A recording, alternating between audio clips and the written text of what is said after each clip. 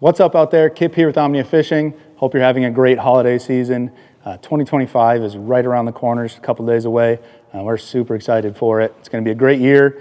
And we're back at the rod wall with yet another rod bending. This week's rod bend was actually a viewer request, and I can't believe we haven't done this sooner. But we're talking about budget-friendly rods. And when we were thinking about budget-friendly rods, we didn't really want to pin it to one specific type of rod, like a jig rod or a chatterbait rod we've done in the past. So what we decided to do is pick out our top 5 favorite families of budget-friendly rods and just talk about a rod in that family that we think is a standout, one that performs really well at that price point. So without further ado, let's get right into it. The first rod for this week's rod bend is from Falcon. This is their Lowrider series. I have to say, when we got these in a year or so ago, me and everybody else in the warehouse or in the office are super impressed. This rod comes in at about $130 and it feels awesome in hand. So this is the Amistad rod in particular. It's a 7'3" heavy power, fast action. It came in at 5.1 ounces. For a 7'3" heavy, it is on the heavier side of things, but for a budget rod, budget being relative, $130 isn't budget for everybody, but for a budget-friendly rod, you're not going to see the lightest weights in the world. So this is a pretty cool one. Comes with great components. It's got Fuji guides and Fazlite inserts. You're not going to be able to see it here, but you can tell a Fazlite insert because they've got a bluish color to them. They're great guides. I've got several rods with these guides on them, and they perform awesome. So first rod in the lineup, 7'3" heavy Amistad from Falcon in their Lowrider series. All right, here we are with that Lowrider Amistad. This particular rod is one of the most popular in the Lowrider series. It's known for a great Texas rig rod, great jig rod, and I can see why. Bending it, it's got a ton of power. We got monofilament on this, so it's stretching on me a bit, but it's a broomstick. You know, personally, for me, this is a little bit stout for a jig rod.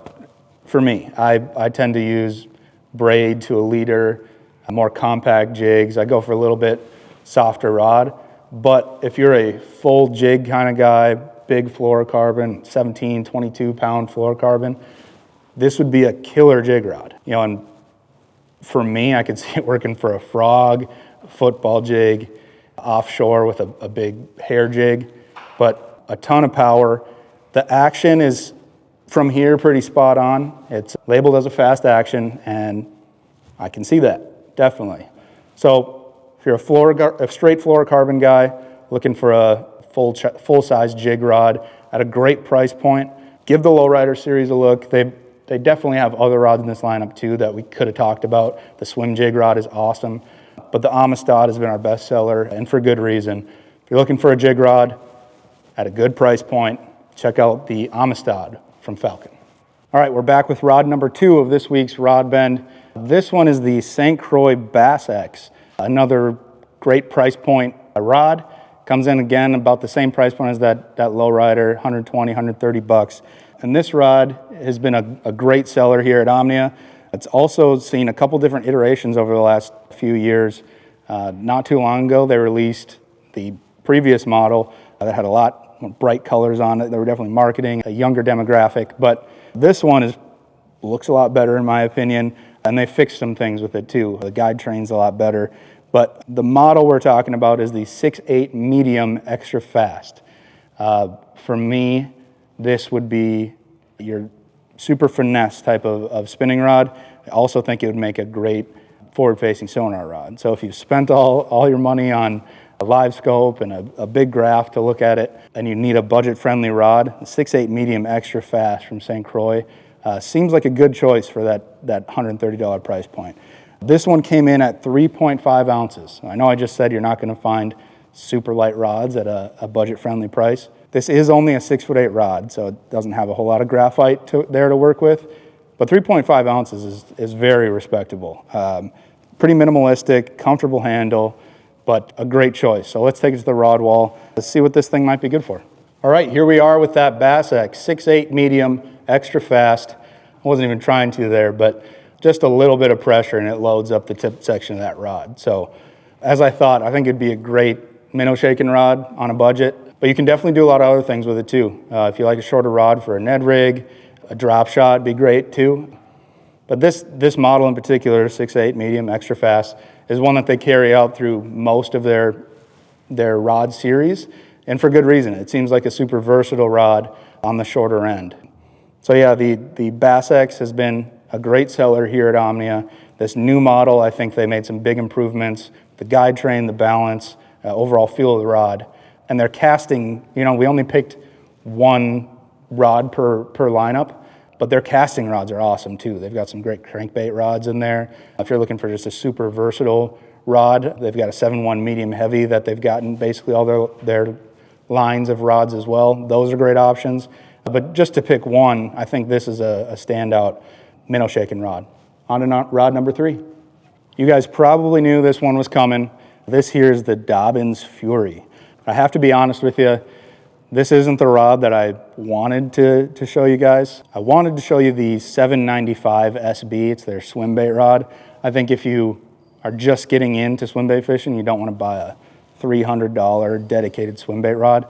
The Fury 795 SB is the rod for you. Unfortunately, we're sold out right now, but I just talked with our buyer, Jacob, and by the time you guys see this, we might have them in stock, so we might link them below as well, but they're on their way. So the one that we are talking about is the 733C Dobbins Fury. This is their 7'3" medium heavy fast action, basically your do-all rod.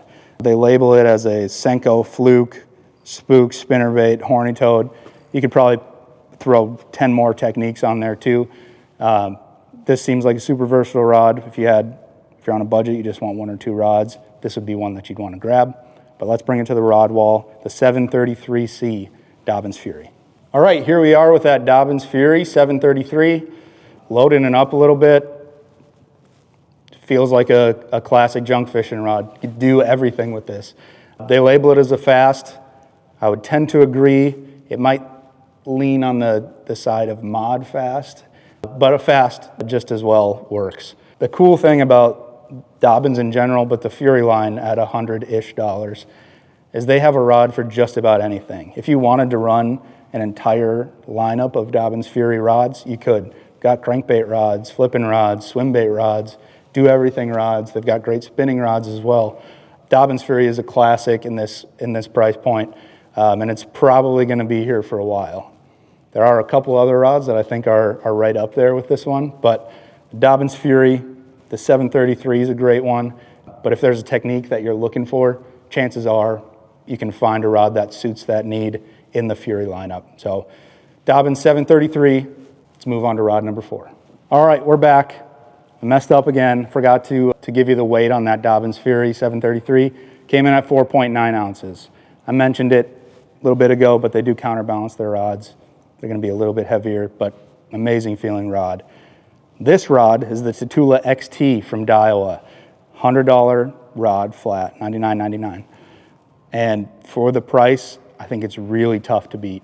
A couple years ago when these were released, we were in our old building, and our buyer, Jacob, again, brought these over to me and had me feel them. And I genuinely thought these were gonna be replacing the Tatula Elite Series, which is a $200 rod. You could have fooled me with this one. I think they feel amazing for the price. This specific model is a 7'3" medium, and I believe it's a fast action. Yep, fast action. Probably picked this one for me. This is one of my favorite models that Daiwa makes. And it came in at 4.2 ounces. Fairly light for a 7'3" rod. But again, like that Fury, they have dozens of models in these Tatula XTs. If you wanted to run a full line of one rod, if you're brand specific, the Tatula XT, you could get it done for $100 a rod. Let's take it to the rod wall. 7'3" medium, fast action, Tatula XT. All right, here we are with that Tatula XT, 7'3", medium, fast action. Again, like the Bassx, the 7'3" is a model that they carry through the rest of their lineup. So one of my favorite rods of all time is the Tatula, just the standard cork edition, $150. They have this exact same rod in that lineup, and the action is true from the Tatula to the Tatula XT. It's basically your do-all spinning rod. And that's why we picked it. It's a 7'3" medium. You could throw paddle tail swim baits, Senkos, Nico rigs, Ned rigs, just about anything. And again, we could have picked from a number of different models from this lineup. They make great jig rods. They've got a 7.6 heavy that's awesome for flipping, and they've got some crankbait rods too. But the 7'3" is a standout in model in the Daiwa lineup in general, and it's no exception in the Tatula XT. So felt it deserved a spot on this video. It's a fast action. I could see it again being, from this angle it's tough to tell, but from this angle, I could see it being, again, a mod fast when you really give it power, but just imparting a little bit of action, definitely fast. So, Tatula XT, 7'3", medium, fast action. Moving on to the last rod for this week. All right, last up, this is a rod from Cashion. This is their Element series of rods, and for the price, it's, again, tough to beat. They have several different models, but the one that stood out to us, a crankbait rod. This is a 7'3", medium heavy, moderate fast. I will say, bending it with line on it, just in hand here, feels more like a medium. Ethan was playing with it too, and it's fairly whippy. But if you're looking for a crankbait rod, around $100, this would be a good one. It's made in the U.S. Tough to find a rod made in the U.S. in that $100-ish price point, and this is a good one. The Cashion Element, 7'3", medium heavy, moderate fast, came in at 3.9 ounces. It's a lightweight rod. It's not glass. This is a graphite rod that has a very moderate bend to it. But again, we think it's a little bit lighter than a medium heavy, but maybe the rod wall has something different to say. Let's go take a look. All right, back with the Cashion Element, 7'3", medium heavy, mod fast, made in the US, $130. Let's give it a quick bend here. Yeah. Medium heavy, I think, would be slightly overpowering as a label for this rod. I think it's more on that medium side of things. Mod fast, that's spot on. Definitely a more moderate rod, and that's what you want for a crankbait. Personally, I like a glass or composite rod for crankbait fishing, but there are a lot of guys out there that want a graphite rod. Graphite's obviously going to be lighter, and it's somewhat tough to build a graphite rod that's going to excel for crankbaits. I think this one would be great at $100. To me, this is probably maxing out at a 10-foot diver. Even 10 feet might be a little overpowering for it, maybe 8 to 10. But a great crankbait rod, nonetheless. Square bills, DT6s, anything in that range, this is perfect. Feels awesome in hand. Not often do you see a Cashion rod with cork on it, but I think it's a nice touch. You go up a little bit in price, they've got that kind of Kevlar mesh material. I've always been a fan of cork, so great looking rod, made in the US, and at $130, a tough one to beat. So that wraps up this week's budget-friendly rod bending. We appreciate your support. Leave a comment. What's your favorite budget-friendly rod, casting, spinning? Could be a rod we don't even carry. We want to hear you down in the comments. Don't forget to like and subscribe if you've been enjoying these rod bends, and we'll see you next time back at the rod wall.